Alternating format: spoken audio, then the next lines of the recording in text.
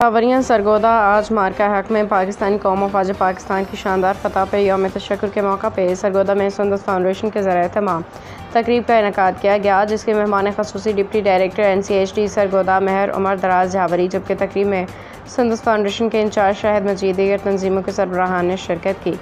इस मौके पर न सिर्फ थैलेसीमिया के मरीज़ बच्चों की सेहत और ज़िंदगी के लिए दुआएं की गई, जबकि फ़ौज पाकिस्तान की सलामती, इस्तेकाम, वतन और कौमी यकजहती के लिए भी ख़ुसूसी दुआ की गई।